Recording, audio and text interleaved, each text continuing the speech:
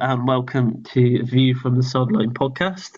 This is episode 9. I'm Chris. Bonjour, Rich. Bonjour, Chris. So if you haven't guessed, Rich is not in the country at the moment, are you, Rich? No, I'm in France again. So I think it was episode 2, I think you were in France last time. I was just trying to remember. Yeah, I think it was. Yeah, so 2 and 8. So, there's Rich, any meaning to it. Just... Rich, you're going to just tell us what is going on this week on the podcast. Yes, so this week's episode is a bit of a special because there was no Premier League games at the weekend, but there was some EFL action, so we'll be talking about that. So also this week it's my turn to give the teaser to Chris. So after last week's success, the first one in 8 episodes, we'll see how Chris gets on today. Then we've got a question which has been sent in from one of our listeners, so we're going to go through that quickly. As mentioned, summary of the lower leagues. Then we'll go into the first of our 2 special topics for this episode, which is myself and Chris talking about our journey through football, sort of most memorable events. Then in part 2, we'll come back for our second special topic, which is around the pressure that's on managers in today's game. So that should be quite interesting. And then we'll finish off by just covering the predictions because they're back this week for the coming weekend's games. And then we'll let you know what's coming up next week and ways to get in touch and give us your views. Okay, Rich. So I'll get straight into I think I'll give you the teaser first, Chris. You're going to do the teaser first? Well, yeah. No pressure really this week, is there? Because I think I gave you quite an easy one last week, so I'm hoping that you've reciprocated. Well, I was going to, but I've added a last-minute dimension to it, which makes it a bit trickier. Because I was worried it was a bit easier, a bit too easy for you. All right, go on then. So, I would like you to tell me the current 2 Premier League grounds that have the smallest capacity. So the original question was going to be the Premier League ground with the smallest capacity. Right, but the additional dimension is to give me the second lowest capacity. Okay, I think I've got an idea of one, but I think that's why I had the second one in. So yeah, I think I would have got the first one.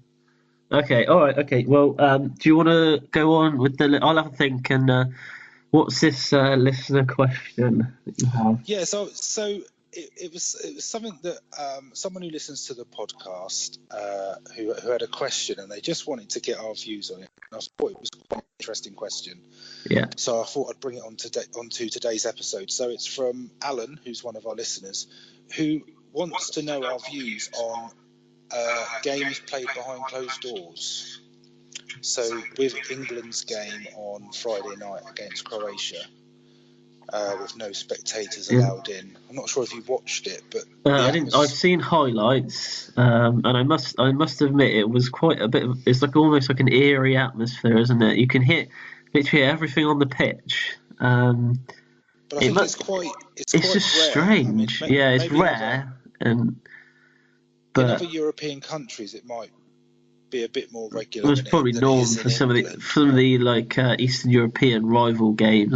I would have thought that it's probably a bit more common. But what effect do you think it has on the players? I think it must. For them, like you said, it's very rare. So I don't think you can actually prepare too much for it. That's a good question. It is a good question. I think I find the whole situation quite strange. Because you could hear the ball. You could hear the ball being passed around, which is quite weird. Because you normally only get that if you're actually at the game. So I suppose in a way it was almost like you were kind of like having a one-man show. Really, you were there, sat on your own in the ground, watching the game on your own. It's almost for fans, but I would imagine it's very different for players. But as far as I'm aware, there were fans outside the ground singing, weren't there? From what I hear, there was still England fans travelled, and the stadium, it was just press. I think just press and officials. For a commentator, even from the commentary, commentary was odd as well.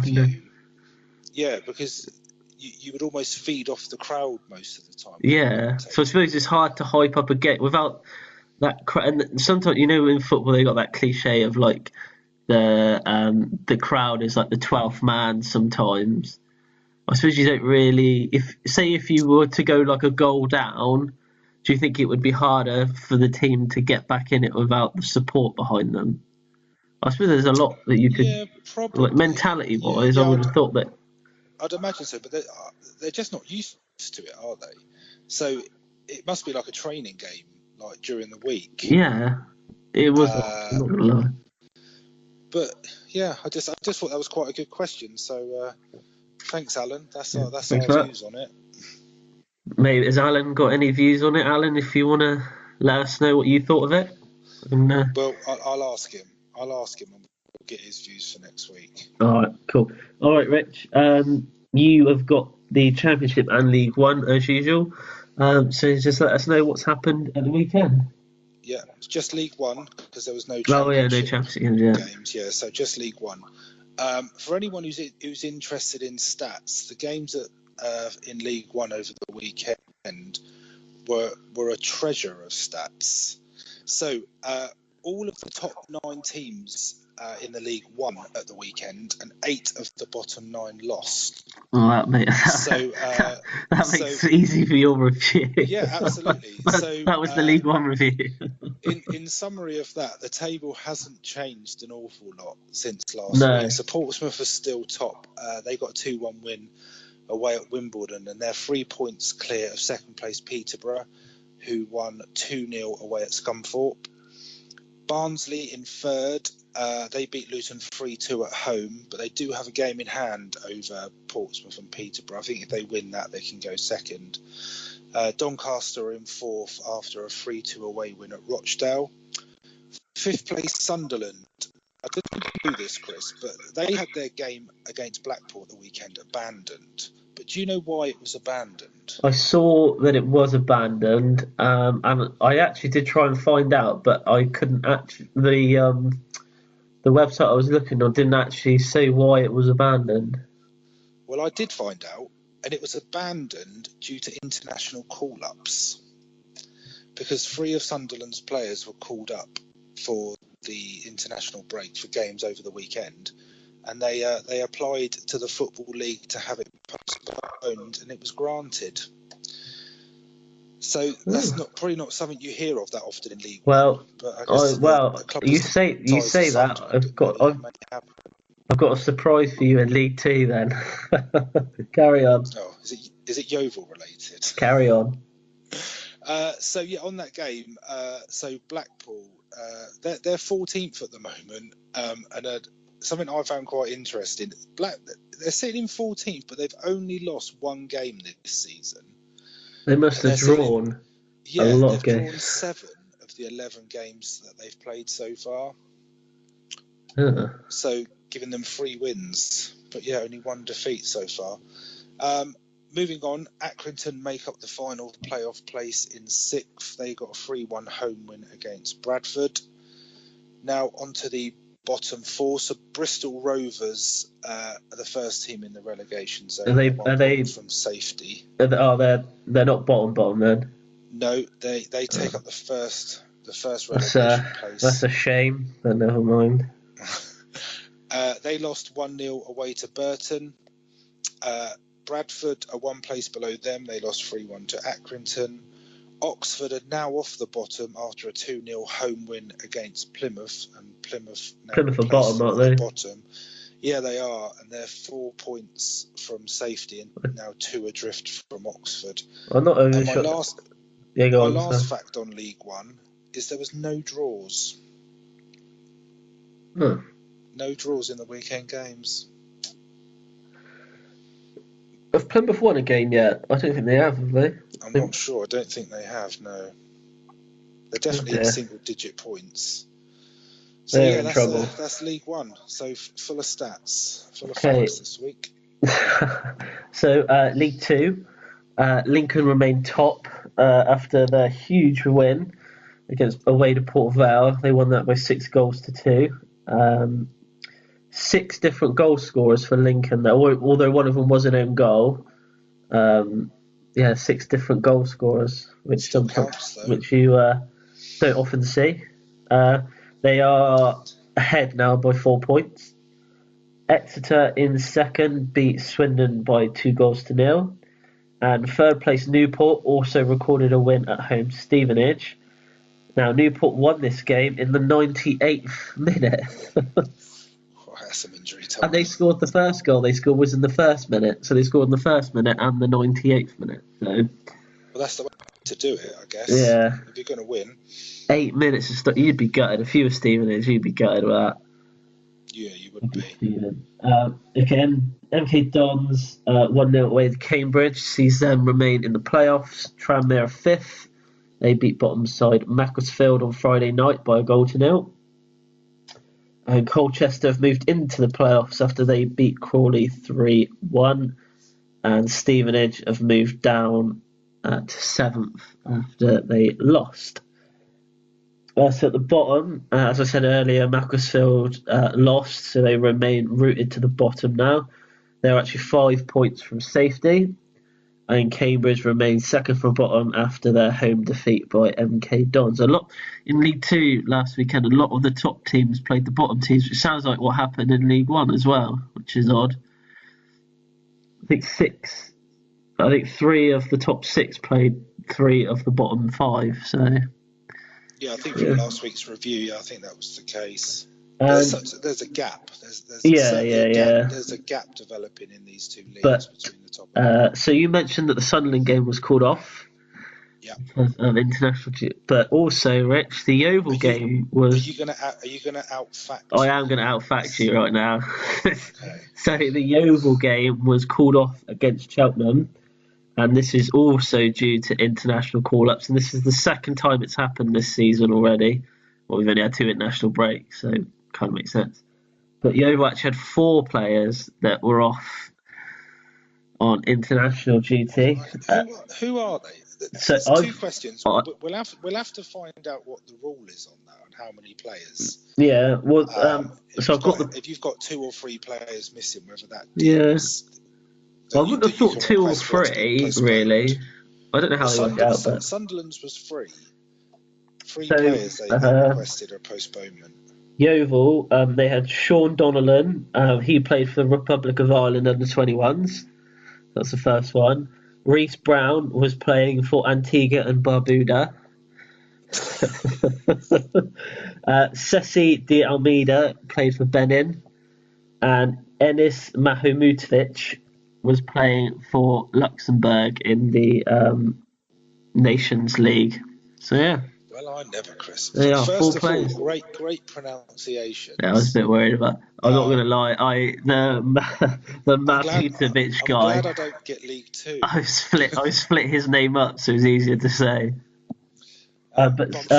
Ceci de Almeida actually scored for Benin as well. He's probably made 2 of those countries up. No, Antigua and Barbuda is a country. Benin and Luxembourg, both countries as well. But yeah, sorry, Rich, I did outfact you. On that one. Just quickly, just on the Nations League, while you mentioned it there, did you see the Gibraltar result at the weekend? So I actually read about this earlier. So they've won 2 in a row now after not winning at all for 22 games, isn't it? They've won twice. I think that's their first competitive points. Yeah. So I didn't realise this, but if you finish top, you get a place in Euro 2020. I didn't realise that. What, top of the group? Yeah, if you finish top of your group, you get a place in Euro 2020. Because it says safe with Gibraltar not finishing top. Well, they're 3 points behind Macedonia now, so who knows? Who knows? Win for them. It was also the first time they've actually scored 2 goals in a game. So, they'll be playing for Yeovil next. Sign them up, mate. Sign them up. Yeah, sign them up. Yeah. Okay, so that was the roundup of the only 2 leagues this time, around League 1, League 2. But Premier League, Championship both return next weekend, so we'll be reviewing them again. Okay, so I think we're ready for our first topic. So the first topic is a bit about sort of our journeys into football. So this is going to be probably a bit about ourselves, how we got the teams that we support, involvement in football, games we've seen. So I'll kick off if you don't mind. Of course, Chris, go ahead. Yeah, that was a pun, Rich. Did you get that? Yeah, I purposely ignored it. Don't ignore them. Okay, so yeah, basically, well, I've kind of liked football ever since I really remember. There's not really a time that I can actually think that I've not liked football. But as you're probably aware, the team that I support is Chelsea. I also support my local team, Yeovil, as well. So the Chelsea. Sorry. And we'll get to that before you start reading off other European teams. There's one in at least each country that you support. I will talk about that in a bit. So it was my dad. He was a Chelsea fan, so kind of was put upon me to be a Chelsea fan. Now, Rich did post a photo of me as a baby on Facebook, and there's one on Twitter and Instagram of me in a Chelsea scarf and a badge that says "Save the Bridge." What's that about? So he basically. Why were they trying to save the bridge? So this is when they were in talks to be taken over. It's when Ken Bates bought the club. So it's before that. So Ken Bates bought the club, and before that they had a campaign to save the bridge because I think they had a bit of money problems. But is that when he bought it for a quid? He bought it for a quid, basically, yeah. So my dad actually sent that to a paper, and it actually got printed in a paper. So I'm actually in a paper in the 80s as a baby with a scarf around me and a badge. But yeah, but Rich, do you want to just talk about your experience? Obviously, who you support. Obviously, they're fully aware of who you support. Yeah, so when I was thinking about this, I kind of tried to go back to what I would consider my first sort of memory of football. And I'm not talking about sort of playing in the park and kicking a ball around and things like that, but I was probably the same as a lot of people. I played football at a youth level. I played on a Sunday morning, Sunday afternoon, depending on what leagues you were in. But I just wanted to start with talking about my first ever live game, which is something that I quite vividly remember. And I was on a tour, so that the team I used to play for on the Isle of Wight, Shanklin, which was my hometown team. Every year we used to do like an exchange, like when you have students stay at your house, that sort of thing. Yeah. But we used to do that with Sutton. So Sutton United, we used to do it with their youth teams. So we would go and stay at their house and like play each other. And what, the whole squad in one house? Oh no! So we'd be sort of paired up, and then we would go and stay with the like one of their players' family, and then the year after they would come down and do it for us. I bet they love coming to the Isle of Wight. Oh yeah, of course. Who wouldn't? But actually, Sutton was quite enjoyable, to be honest. They were always quite competitive games. I think if I remember rightly, we used to win the majority of them. But during one of these said tours, we went to Vicarage Road, and we watched. It was in March of 1988, so I've managed to dig the details out. It was Watford against Southampton, and Southampton won 1-0. And we had, I think we had seats sort of like 2 or 3 rows from the front. But as it was sort of like the first live action you'd ever seen, and bearing in mind that the difference in age between us, Chris, this was the time when you used to check teletext for I am aware what teletext is for results, and it was never on telly. It was pretty much the FA Cup final, and I'm not even sure if Match of the Day was on. It must have been. on a Saturday. But yeah, that was my first sort of experience of live football, and it just seemed extremely strange at the time. And even more strange going home seeing the highlights on telly for a Did you try and find yourself? Are you trying to look for yourself on telly? You couldn't pause telly in those days. Oh, right. You'd have to press record on the VCR and then do the old fast forward and rewind, which would take you too long. But no, I didn't. I don't remember seeing myself on telly. My first live game. So like you, I had to dig it out. I've got very, very vivid memories of it, but it was it was a Yeovil game. It was my first ever live game that I saw, obviously, because I live quite close to the ground. And this was in the 96-97 season, so I would have been 9-10 years old. And it was an Itchman's Premier League match. And it was when was it, sorry? 96-97. I was been then, Chris, and you were going to your first match. Yeah, so it was Yeovil versus Purfleet Town. Yeovil won it 4-3, so I got to see a lot of goals in my first game. But I just remember being there and the atmosphere. It's almost like something that you've never really experienced before. But this would have been. What would the crowd have been? It would have been quite low because this was pre when they got to the conference. It was the year after that they got promoted to the conference, so it was the league. So it would have been now. It would be Conference South. I would have thought the league that they were in.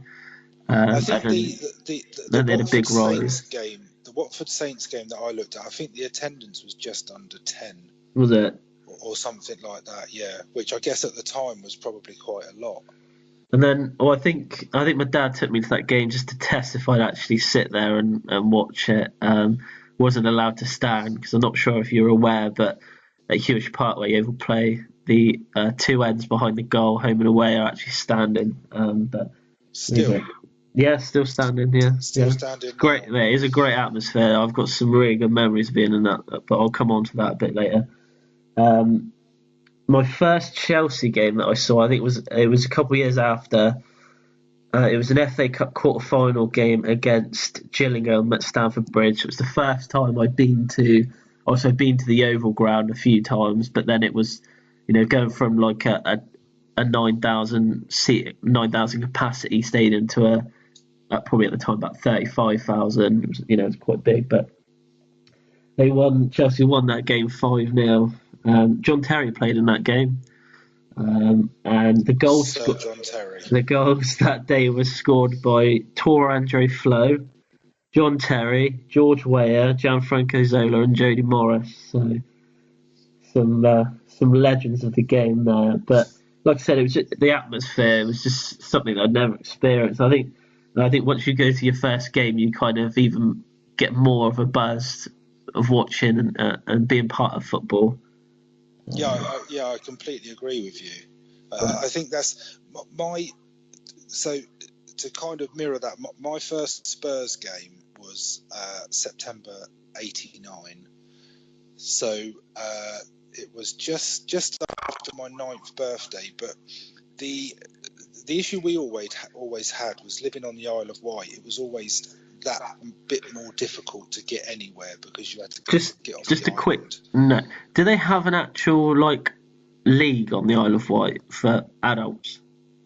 Of course they do. They do. So is it like the Isle of Wight League, or do they play teams? Is that a serious question? It's a serious question. I honestly don't. Or are they part of the English leagues? I honestly don't know. No, yeah, they've got their own. They've got their own leagues. My brother still plays. He's gone back to Shanklin. So he plays in Golf Shanklin first team. Yeah, he's also the groundsman, the social media manager, and he holds other roles. So he sits on the ride-on mower and cuts the grass. Does he want a job? He's got a job. I've got a job. He's head's groundsman. He's got a lot of jobs. Yeah, he's all right. But yeah, so speaking of my brother, so it's myself, my brother, and my dad that went up to this, and it was Spurs against QPR. And it finished 3-2, and the overriding memory, I've got two overriding memories of that game. The The first one was seeing Gazza play, because he was at Spurs. Oh yeah, you would have seen him play. I bet that was good. Even at that age, so I'd only just turned 9. It was like watching something completely different to anything else that was on the pitch. It was almost as if he had the ball on a bit of a string tied to his boot, and he was he was so good. And I think it's almost like you had to see him live to realise how good he was, because I know the troubles that he's having now, and with injuries, and how his career almost petered out. He was that good. He was one of the best players that this country's ever produced, without a shadow of a doubt.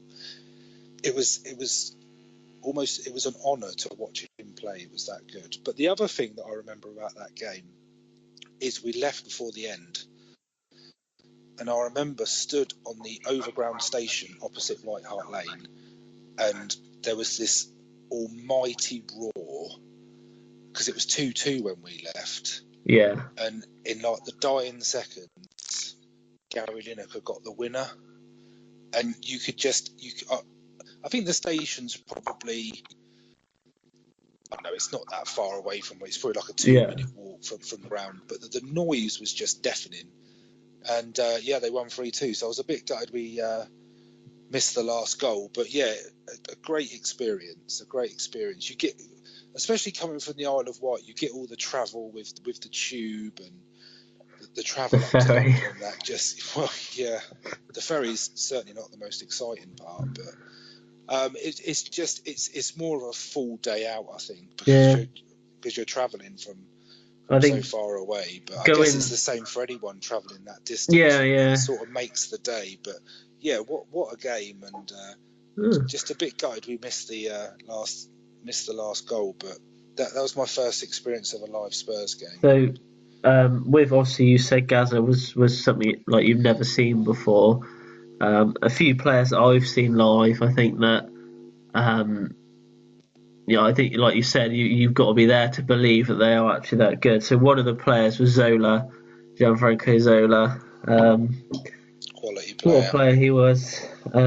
He's what he could do with the ball. And he wasn't the biggest of players, but he could hold his own. Some of the tricks he could pull out. It was just unbelievable, and nothing really at that time that the Premier League sort of had. And also Drogba. Just remind me, Chris, with Zola. Yeah. Was he already sort of world class, if you like, when he came to Chelsea? Or he was. Yeah, because he came from Parma, I believe. I think he had already made a name for himself in Italy, but yeah, I think he showcased some very good skill whilst he reminds me a bit of Hazard. I remember. I didn't see this live, but I remember seeing it on TV. Chelsea played Norwich, and a corner came in, and he sort of like back-heeled it. He jumped and back-heeled it, and it went in the back of the net. And it was kind of like, would any other player at that time think to do that? It was just, probably. I think everybody remembers that goal. Yeah, other players as well that I've seen live, Drogba. I think he's probably, although Zola, I love watching him. I think Drogba's probably my favourite ever player for Chelsea. I just think he was a great player. He was the sort of player that I think every other club wished they had. Because when obviously we bought him from France, we bought him from Marseille. He'd had a good season, and I think he'd been noticed because he had a good season in the UEFA Cup, what it was then. And Chelsea bought him, and he was so strong. It was just he was so good to watch. And every time the ball went into him, you always thought that he could do something. Whether he could get a corner, he could score a goal, and he was just so strong as well. I'm pretty sure that's in my view anyway. I almost think that's the sort of player that Chelsea missed today. Oh yeah, he basically someone like a Drogba or a Costa. Costa, yeah, exactly. I seen a video earlier of all Costa's goals at Chelsea, and I actually sat there and I actually felt a bit sad for about 5 minutes that we'd actually lost that. You should have watched Morata's. That would have lasted about 15 seconds to watch all his goals. Great. Could have saved all that time, Chris. Thanks for that, mate. But right, I'm moving on. Lampard as well. Quality player. Just watching him ping the ball around, left, right, and centre. It was just some of the passes that he made were unbelievable. I've seen Fernando Torres score a hat trick live as well. Now, for Chelsea. I can tell you 40 other thousand people that have been there as well. But who was that against? QPR. I think they won 6-0. I think it was 6-0. But he scored a hat trick. I've been to see a few Chelsea games where the league or FA Cup. Yeah, league. It was in the league. It was when QPR were in the league. I've seen Lampard score 4 goals against Derby. That was pretty special. I've seen Chelsea beat Aston Villa 8-0 as well. I've had some good experiences going up to there. Goals, Chris. I think it must be their lucky charm. Well, yeah, I thought that until 2 seasons ago. I actually seen them lose. I've seen them lose for the first time against Bournemouth 1-0. I tell you what, maybe not so lucky. I've never experienced the team.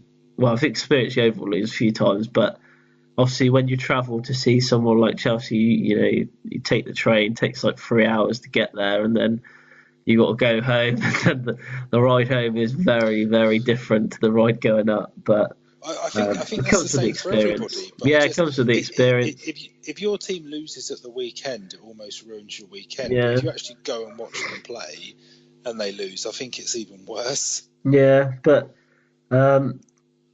obviously we all watch football on TV. Some people watch it more than others.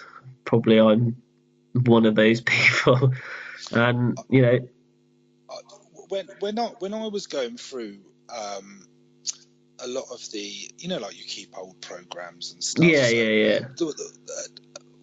Another one for me, which I was surprised about actually when I read about it. So when in the late 80s, I went to Wembley for what I didn't realise at the time, and I completely forgot about it. I think until I saw the programme was a World Cup qualifier, England-Poland. England won 3-0.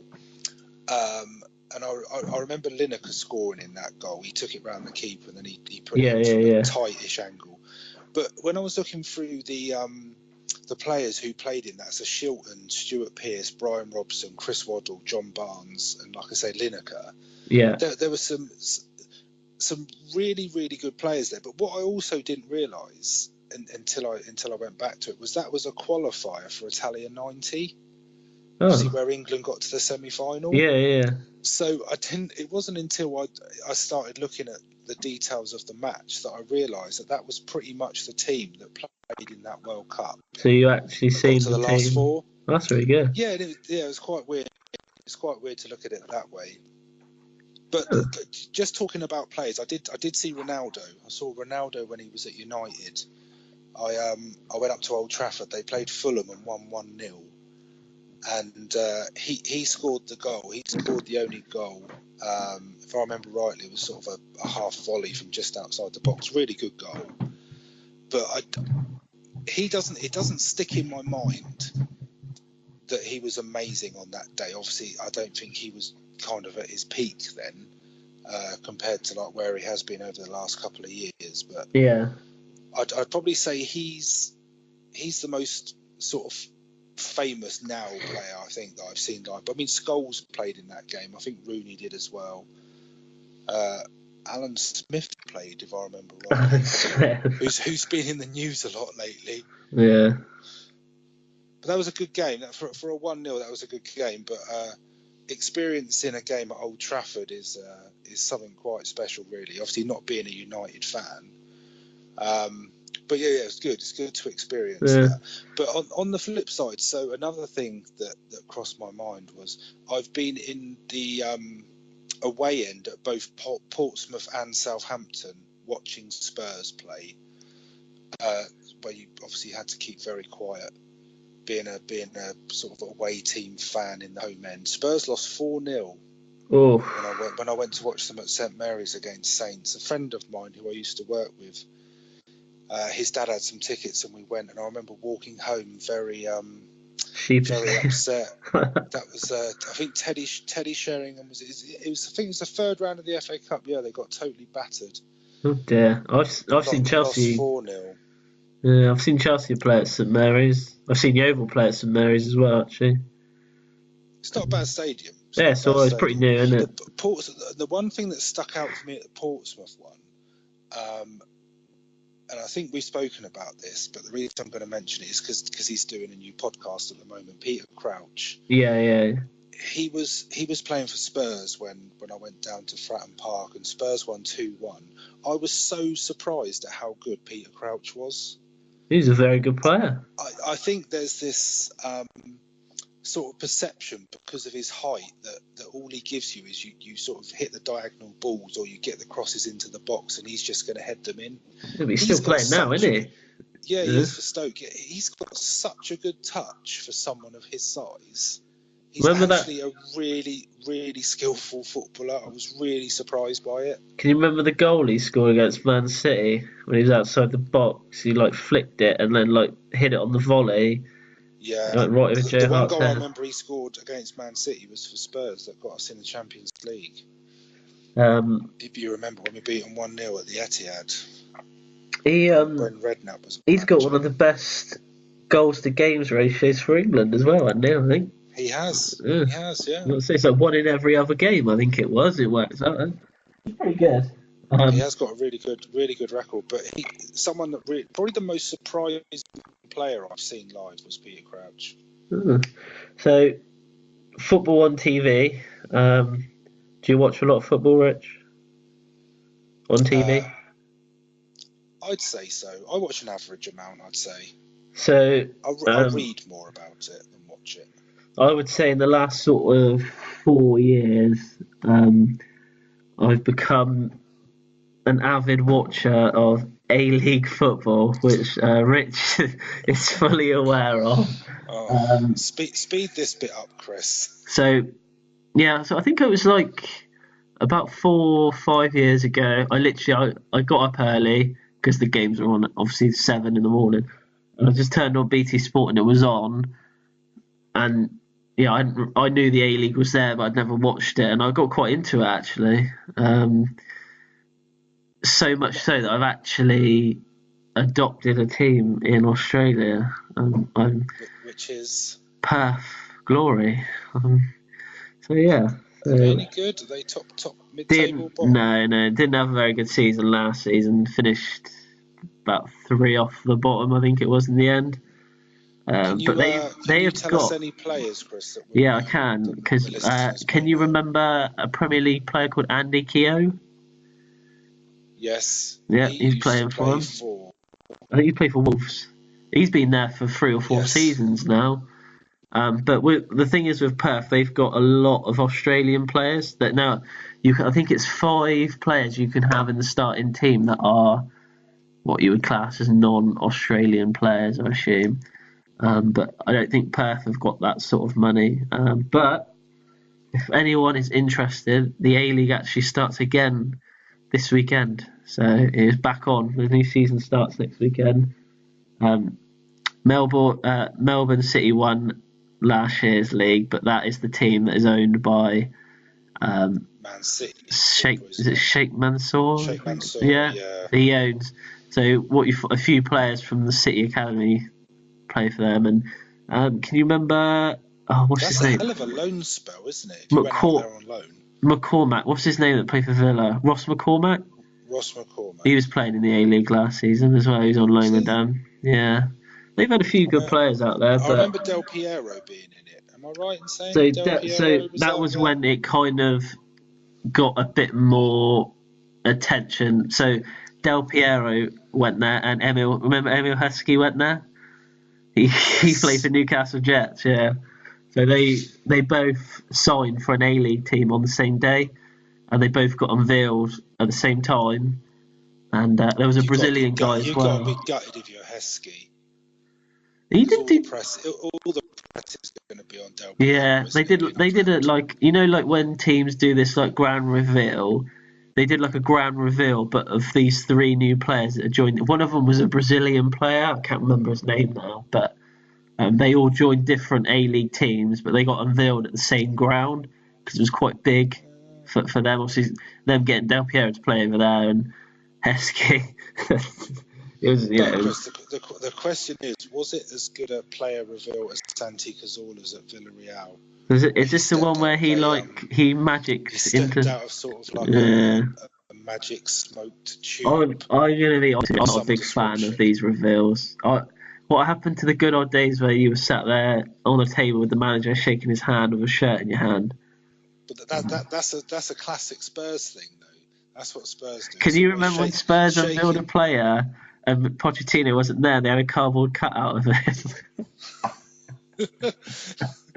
It's different around the world, isn't it? I think in England, I know we're going slightly off topic, but in England, it's almost you hold the shirt up, don't you? In Spain, you go onto the pitch and do keepy uppies. You do like you do 5 keepy uppies, don't you? And if you fail, you get blasted in the Spanish media that you can't do 5 keepy. Tens of thousands of people turn out. It's crazy, isn't it? Reveals, yeah. Different though, isn't it? It's different culture. Absolutely, yeah. But it's become a bit of a circus at times. So, just obviously wrapping this up a little bit, I just wanted to say 3 of my probably fondest memories of football. So one would be seeing a sellout crowd at Hewish Park, and Yeovil beat Sheffield United 2-0 to get into the playoff final, League One playoff final. Going to Wembley, that was a pretty big deal, I think, for Yeovil as well. So that was good. They won that game as well. They beat Brentford 2-1. That was your computer desktop screensaver. Yeah, can you remember that when it first? For a long time, I do. Remember that, If you scan in close enough, you can see me as well on that one. Going to Stamford Bridge as well. I think any supporter of a team to get to go to the ground of the team you support, I think, is always quite a big deal. And I've been lucky enough to go a few times. And then I think the last memory was watching Chelsea win the Champions League final in my local pub, which I think I sent you a picture. Did I send you a picture? Yeah, you can't even make out it's you, to be honest, Chris. It's so blurry. I was, let's say, not in the best of shape after that game. I can only dream of matching your last memory there, Chris. Yeah, but having Spurs win. It was just nice because I had like mates there as well that weren't Chelsea fans. They were United, Liverpool, and they were all cheering for Chelsea. It was like the whole pub was cheering. So it was. Just I would agree with that, though. I think I would very much be if it was. Even if it wasn't Spurs, for example, and it was another English team in the final, I think I would. Actually, let me take that back, because wasn't that the year that Spurs didn't get, although they finished 4th, they didn't get Champions League and Chelsea won it? Yeah, that was because Chelsea won it. Yeah, no. Not a fan of Chelsea. No, I'm going to completely retract my statement. I didn't want Chelsea to win that game at all. I did think a lot of people thought Chelsea, and to be honest with you, when Muller scored, it was Bayern Munich, wasn't it? I think they were heavy favourites. And it was at Munich. It was in Munich as well. Yeah. So when Drogba got. So Drogba scored a head. I remember when Drogba scored that head. I think I was on my knees. I think at one point, but it was a night to remember. Not that I remember a lot of it, but I think I'd started drinking quite early on in the day. But I think that's what it's all about. Like those big occasions. I think being around other people, I think it kind of makes. I think the World Cup even showed that sort of in Russia a few months back. I love the World Cup. I know a lot of people before the World Cup were like, oh, they just get knocked out. I think that's the English way. I think you always go out with sort of pessimism. I think they overachieved. If you get out of the group, anything's a bonus. But I think this time, the World Cup was different at the end. I think even though he went out semi-finals, I still think absolutely. A lot of people were happy. Yeah, of course. Yeah, absolutely. But yeah, it's a shame, but I think they did well. Who knows? Maybe in 4 years' time, I think they've got a young squad at the moment that I think they can achieve. And I'll be totally honest. I think Southgate is probably the right person as well at the moment to manage the side. I think he's had experience with the younger players. Good result of the weekend. I think if you look at the players coming through, if you think what the team could be in 4 years' time, I don't see why they can't go a step further. Yeah, but yeah. Well, okay, so we'll wrap that up, Chris, because I think we've gone into extra time on that one. So, hang on, no, you're not out of fanning me. No, no one's going to hear that because that will be edited out. So, no, that's a good one. So that's the end of part one. We will be back in part two for our second topic this week, which is around the pressures on managers in today's game, and also we'll just cover the predictions quickly, and then, as we said, what's coming up next week. So we'll see you in part two.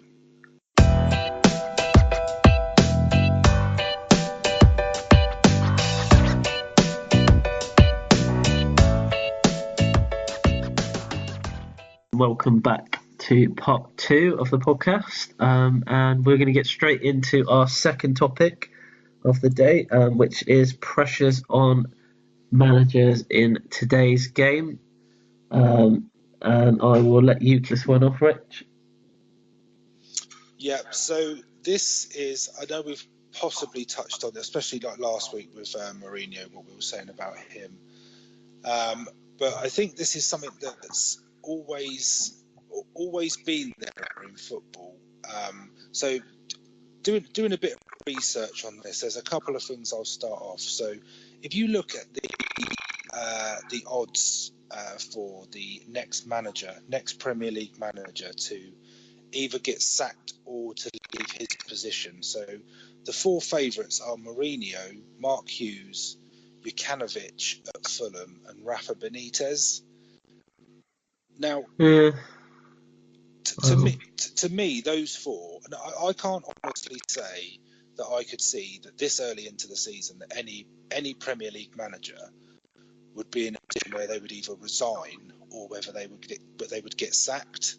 I think with Mourinho, so Mourinho's favourite at the moment to be the next manager to leave. And I know there's been an awful lot of press about it. We spoke about it last week, and everything that's going on around him. And for me, like we touched on last week, it's a bit of a mixed bag. So I'm not hugely convinced that it's his fault. I think there's not 100% his fault at all. Yeah, absolutely. But then if you go on, so if you look at Mark Hughes, for example, so Mark Hughes came in towards the back end of last season at Saints. They were struggling. There was a real risk that they could get relegated.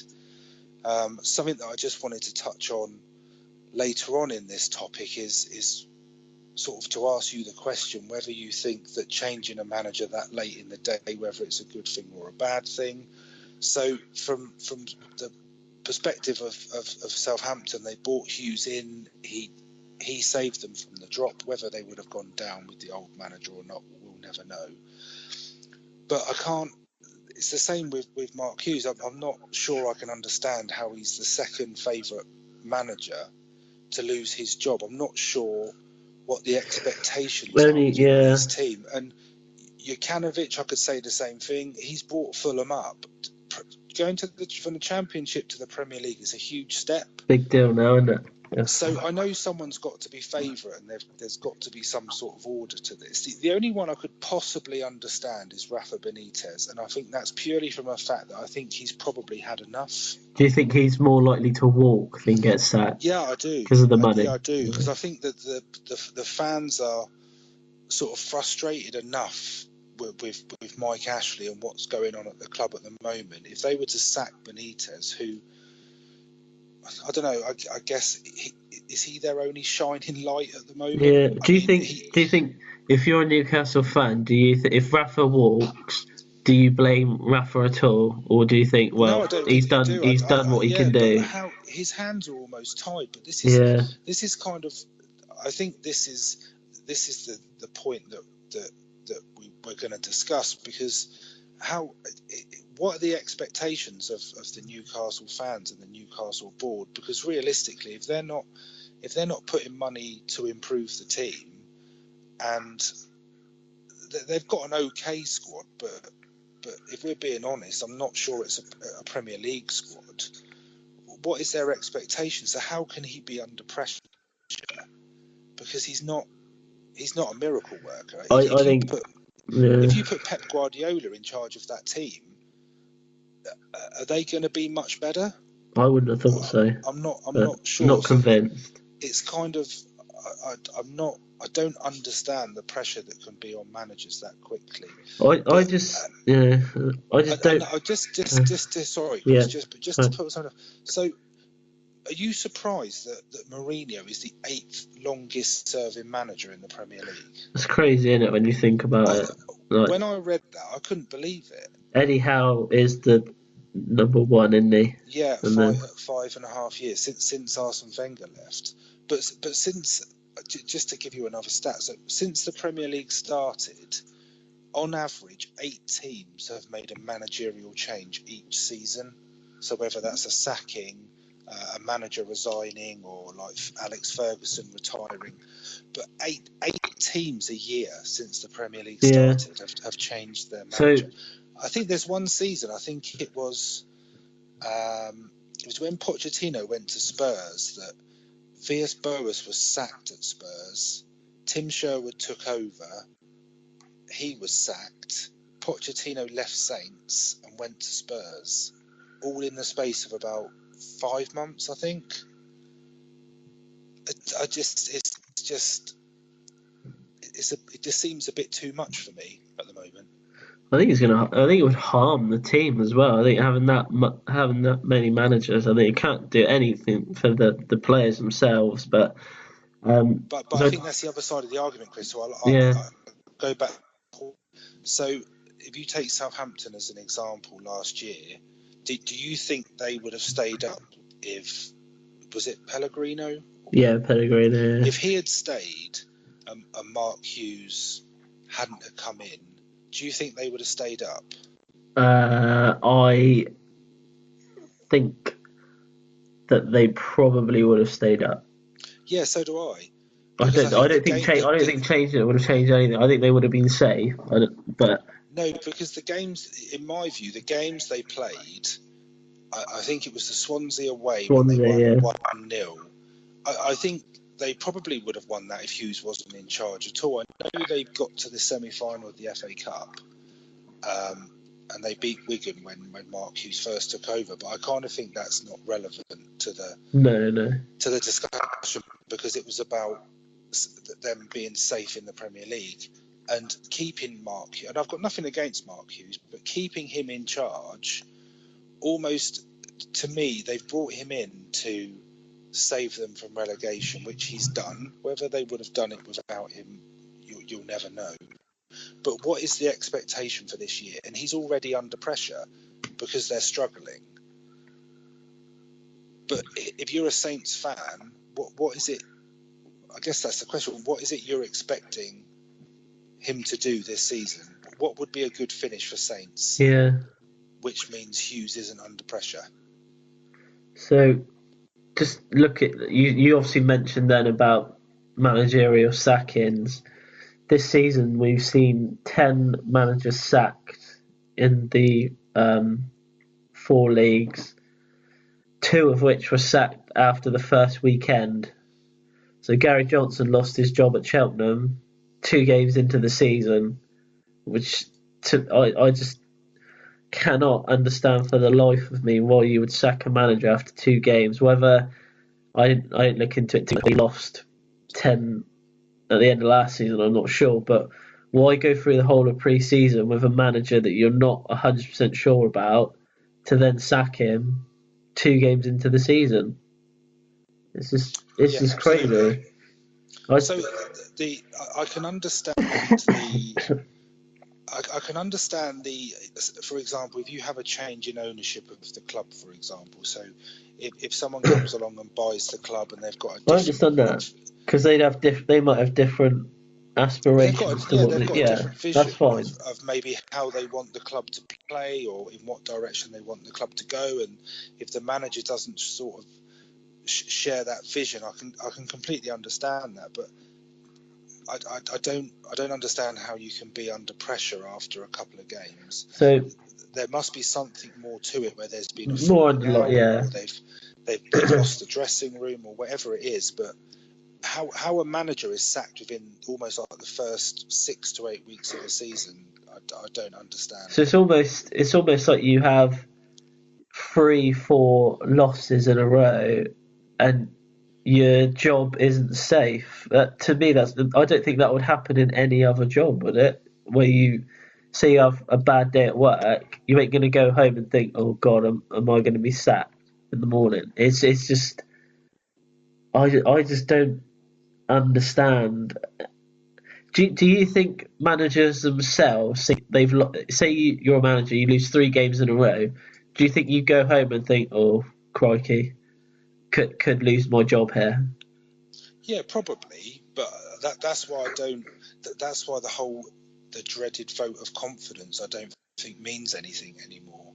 No. I think maybe 5 to 10 years ago, maybe it did, when managers had like really good relationships with the chairman and with the owners and things like that. But a vote of confidence doesn't really mean anything anymore. But I think you'd be a bit naive as a manager to think that after a run of bad results that your job's not at risk. But I guess what it all comes back round to is the financial pressures. Yeah. But the way I kind of look at it, to break it down in its simplest terms, and I have to use the Premier League as a sort of reference for my point, but every year there's going to be 3 teams that go down. Regardless, every year there is always going to be 3 teams that go down. And I know there's a lot of pressure with the finances that the TV money brings in, and the sort of crowds and the attendance and the sort of global sponsorship and the commercial side of it that you get from being in the Premier League. But that almost that probably puts 75% of the managers in the Premier League under pressure before it's even started. Because you could realistically say that there's I don't know, half a dozen teams that you almost know aren't going to get relegated. But then surely everybody else is under pressure. It's crazy to think it like that. It's just it. To me, you get right. So we'll take Fulham for example. You get the Fulham job, you get them up, but then the thought, you must be thinking, well, why would they even think of sacking me? I've got them up, I've got them to this place. Why?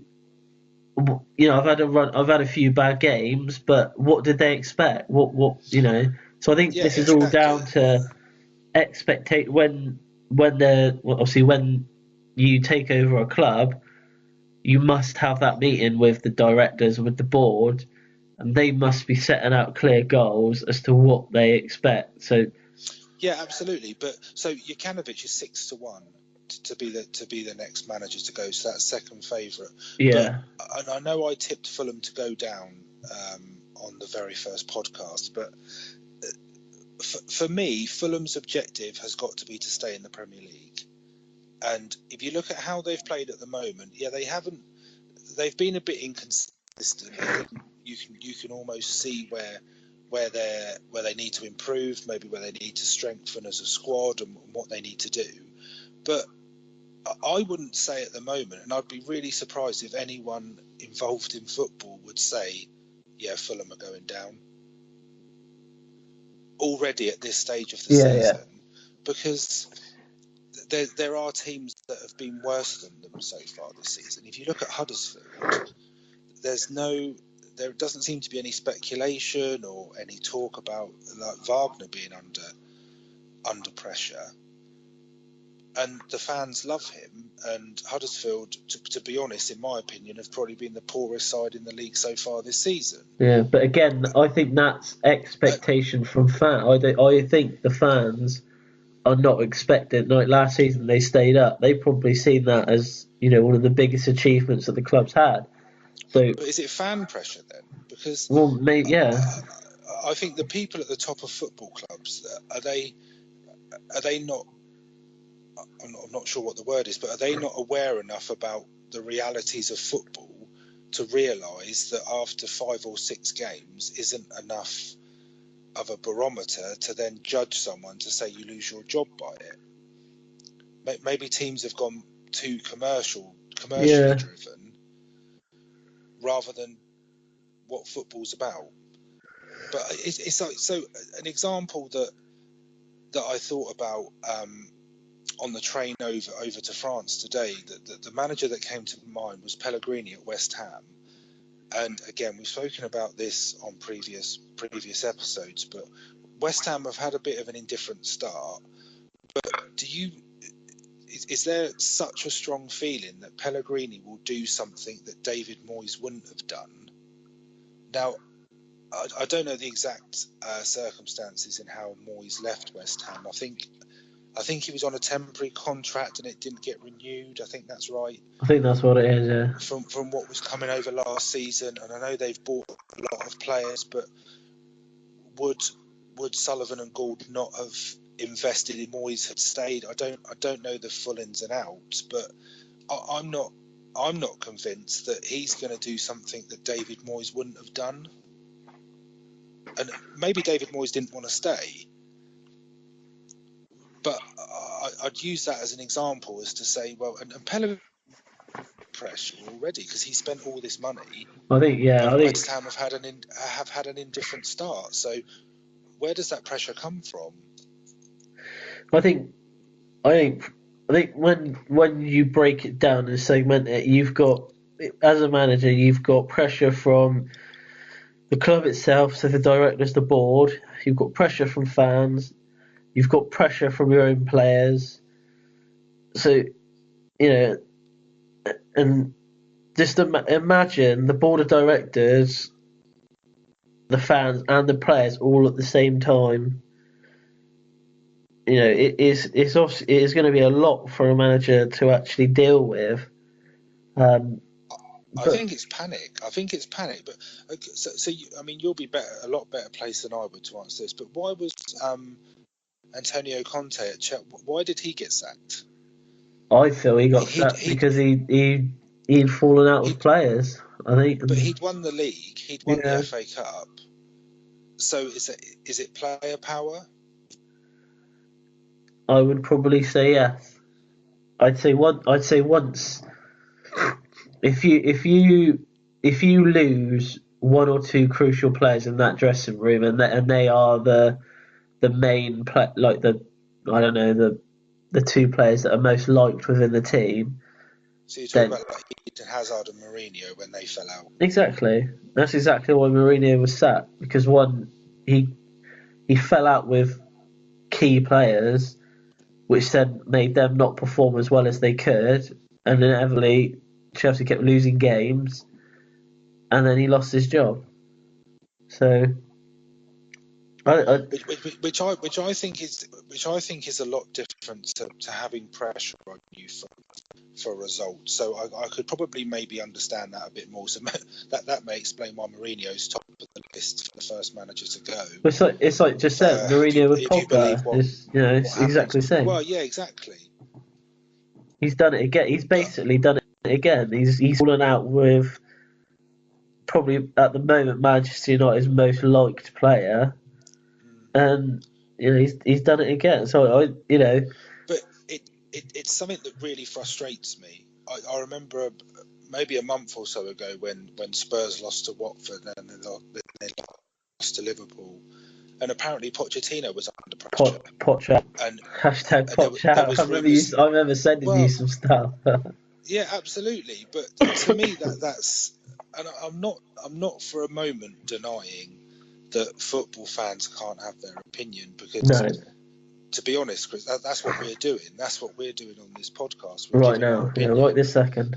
Yeah, absolutely. So everyone's entitled to their opinion, and that's what drives the sort of conversations that are had between football fans. But to me personally, for someone to say that Pochettino's under pressure after two defeats, where, yeah, admittedly Spurs didn't play well, but is anyone going to go a whole season undefeated again? Probably. Arsene Wenger. Well, I suppose Chelsea and Liverpool and City, all three are undefeated, because that may come back to bite me. But for me, it's all around. I think the key thing is the expectation. Well, you think with Arsenal, how long did they keep it? They kept Wenger on for 5-6 years after the fans started getting frustrated with him. So they didn't cave in to fan pressures. But then you got to think about it from a board level. If you sack someone, you've got to pay out their contract. So a lot of these managers, they aren't stupid. They ask for long contracts with money because they know, like Mourinho, I think he's on like 300 grand a week, isn't he, at Man United? I think I read that if he was sacked, it would be something in the region of like 25 million or something ridiculous. crazy. Do you think get him out? If he gets sacked, do you think he mildly even cares? No, at the end of the day, he's going to get 25 mil. Yeah, probably not. But I don't know where he would go, to be honest. When I know we spoke about him last week, but he almost went from this manager that was untouchable, like the best manager in the world, to if he got sacked by United, that would be his second or third sacking, which I'm not sure where he would go after that. But I just want to bring it back, and I don't. But to me, I'm going to talk about Southampton. I've got a lot of family that are Saints fans. I've got a lot of friends that are Saints fans. But and I feel in this sort of discussion, they're a really good example. So if Mark Hughes was to be sacked, for example, or he was to leave, who out there that's available that would come in is going to do something that he wouldn't do? Which I think kind of takes you back to the Pellegrini more. To be honest, so you said if he was sacked right this minute. Let's just say Hughes was sacked because of results and because of pressure from the fans and pressure from the board. The Saints weren't performing. The results weren't where the club felt they should be, and he was sacked. And they bring someone else in. He's got the same group. He's got the same players. He's got the same players. He's got the players that are in the same form. There may be a bit of a slight uplift because it's a new manager and everyone's behind them, etc., etc. But that's assuming that all the players get on with the new manager. So that's my question. I don't think anyone would. I don't know if they'd be any different to what's happening at the moment. How I see it is, if you are going to sack a manager, if you feel that is right, you should do it at the start of January, where that manager can then come in, reshuffle the players if he has to, buy a few players, his players he wants in, then you get an accurate reading in that last 6 months of the season of how he's actually done with his team, with his players. But any analysis you read, any sorts of stats will tell you that managers, and I think a lot of it was said around Klopp, that managers need, I think it's 3 or 4 transfer windows to get the perfect team, to build their team, because you are inheriting someone else's squad. Whichever way you look at it, you're inheriting someone else's squad. That's a bit like David Moyes, wasn't it, when he took over at United? He was inheriting Alex. But you're inheriting a squad that's pretty good. Yeah, but when Ferguson left, I wouldn't say Man United had their best team that he had. Oh no, absolutely. Yeah, there's no way that was the best team they've ever had. And to be honest with you, I think if anything, they've got progressively worse. I think maybe apart from Pogba, and some people would probably say Sanchez, Lukaku, I'm not sure of what world class like Man United level players they've actually bought. No. Yeah. But maybe there's something to be said that you can only change your manager in the off season. What, like players? Well, yeah, but it's a good idea. But I guess that would never happen because then clubs lose the get out of jail option, don't they, of changing their manager 3 or 4 games before the end of the season, and it having a bit of an uplift to save the club from relegation. Imagine being a Leeds fan having to name all your managers in the last 10 years. That's a whole case study. Mate, that's going to be the teaser for next week. Yeah. Name all of Leeds' managers in the last 10 years. There are 25 in total. I couldn't name all their managers in the last 10 months. Just on a last note on this, Rich. Yeah. I've played Football Manager. I know what it's like. I get stressed out of that. I don't know how you sleep at night. Is that why you're up so early to watch the A-League? Got to scout them players, mate. You keep closing the game, saving it, closing it, and playing the same game again until you win. Behave. I'd never do that. My brother used to do that all the time. No, there's no fun in that. If you lose, you lose. He used to win every trophy going. I was about to say, yeah. Only took him about 10 attempts to win all the trophies. But yeah, absolutely.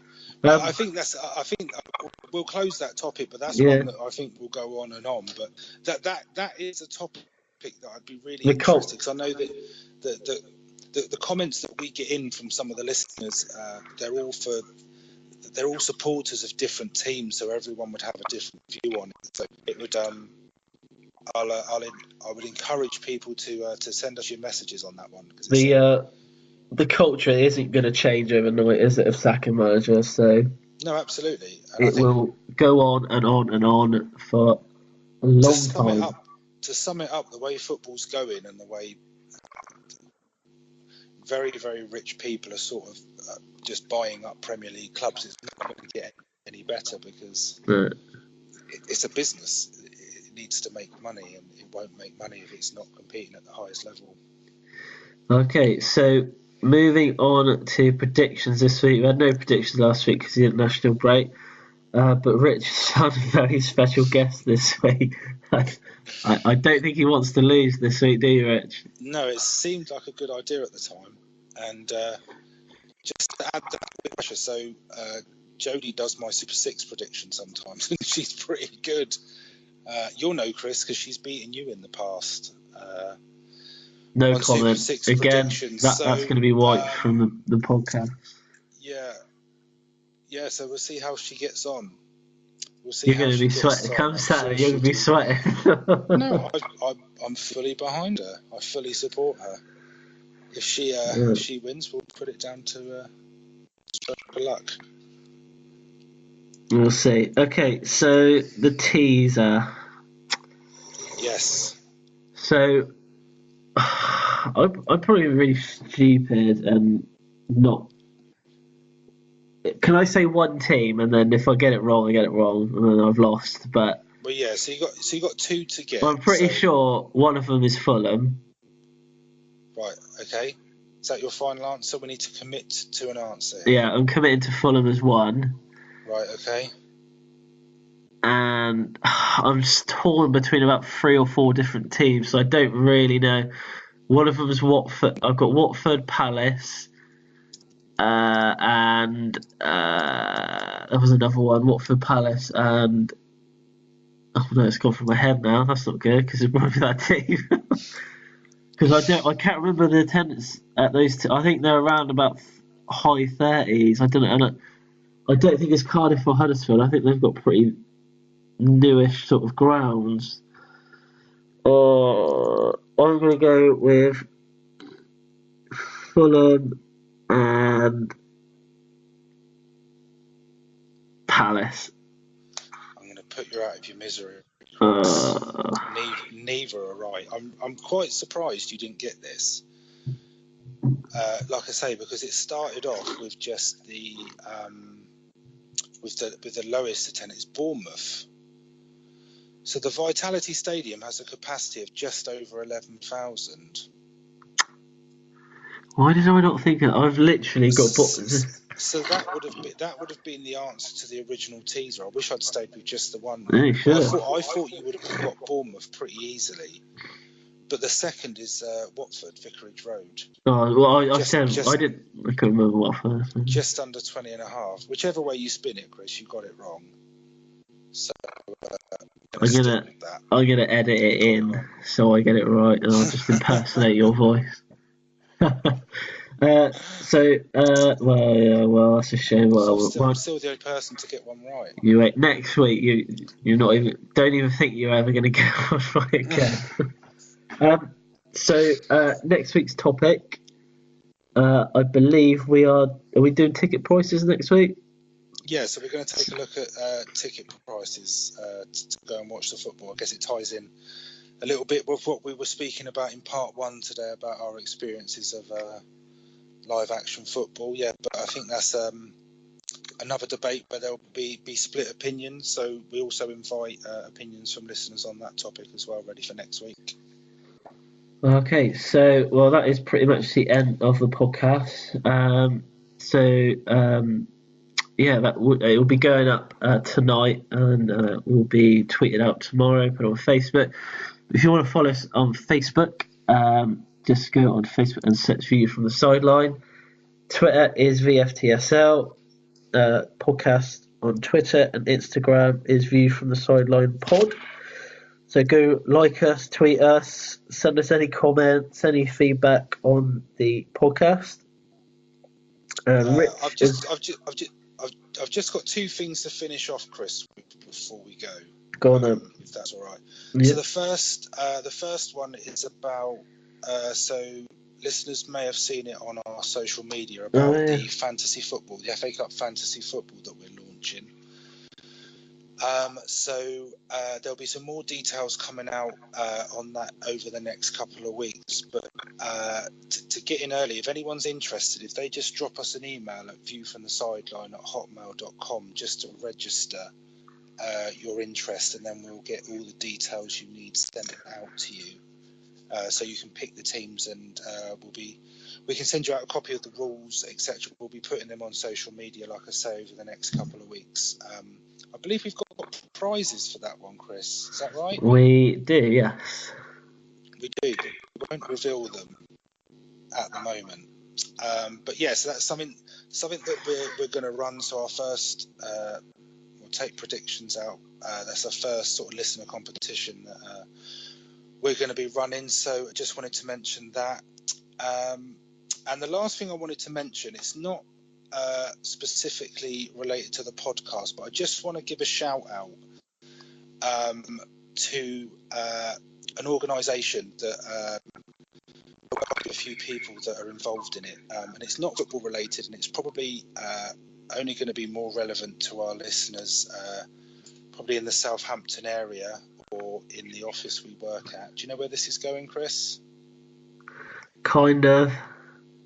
Okay, so you approve of it then. But I just wanted to give a shout out to the B&Q Choir, which is a group of people who have formed a choir in our workplace. And I'm not necessarily very musically minded, but I have heard these guys, and they are pretty amazing, to be honest. So I just wanted to give a shout out to them. Because there's a few people in the choir that have helped us with the podcast, and they've given us support along the way. So I just thought it was right to share the love a bit, just to give them a shout out. So if there's anyone who is interested in getting involved in a choir, doesn't matter what level of singing you are, again, probably more relevant to the people in the Southampton area, but on the 7th of November they are offering a free taster session for anyone that's interested in joining. So you can get full details through us. So if you're interested, drop us a line and we can point you in the direction of the right people, or if you know of the choir, give it a think if you want to join and go along. Thank you. That's it, Chris. Okay, well, that is all we've got time for this week. We will see you next week, so it's goodbye from me. Yeah, and goodbye from me. Speak to you next week.